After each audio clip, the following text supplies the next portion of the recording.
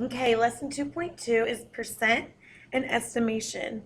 The objective is to estimate percents using fractions and decimals. So to get 30% from 10%, you just multiply by 3. So basically what this whole section is teaching is basically you're going to be inside of my head for a little bit. A lot of times I'll have students ask me, how do you do your math in your head so fast? This is one of those ways that you're stepping inside of Miss Cooklin's brain, and I'm teaching you what do I do in my head to get to the answer so quickly. So if you know how to find 10% of a number in your head, you'll be good to go. If you don't, you've probably learned it in the past, but we'll review it and then it'll make sense from there. So a reminder, you are changing numbers or percents to make the problem easier. So you are changing numbers or percents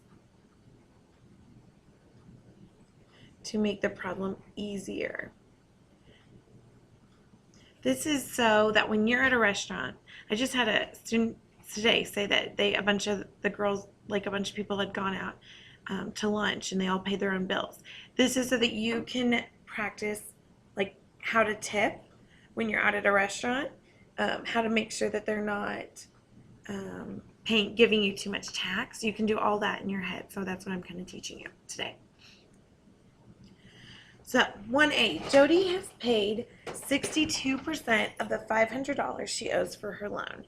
Estimate 62% of 500. So the first thing we're going to do is we're going to round that down to 62, the 62% down to 60%. So we're going to just find 60% of 500.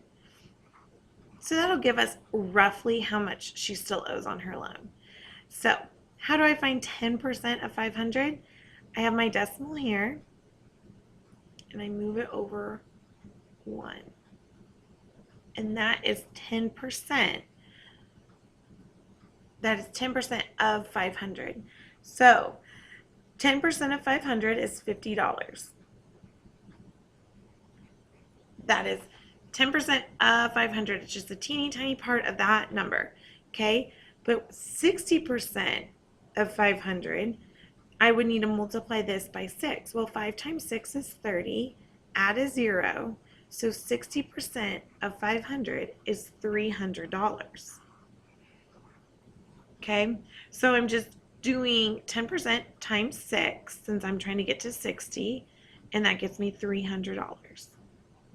I feel like I should have said this earlier. If you are just at the end of this, you're like, I am so confused. No worries. You can always use paper and pencil. But a lot of people don't want to have to use paper and pencil. They want to be able to try to do it in their head. So that's the point of why we're doing this.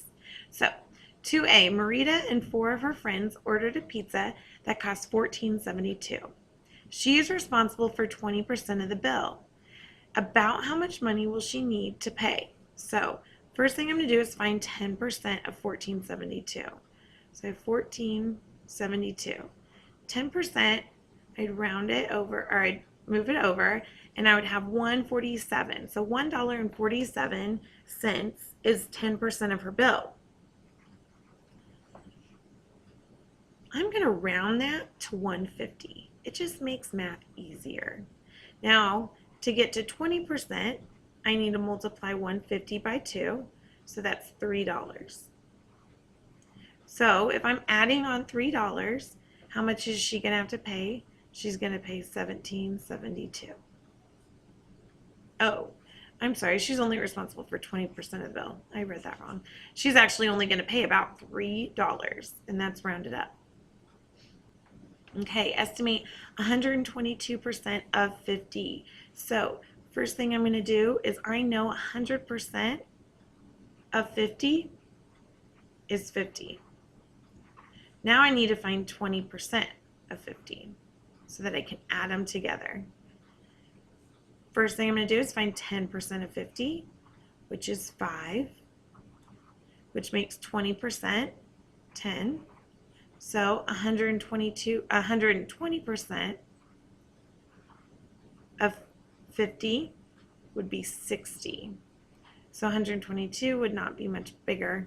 So I would just round up to 61. But again, you're estimating, so it doesn't have to be exact.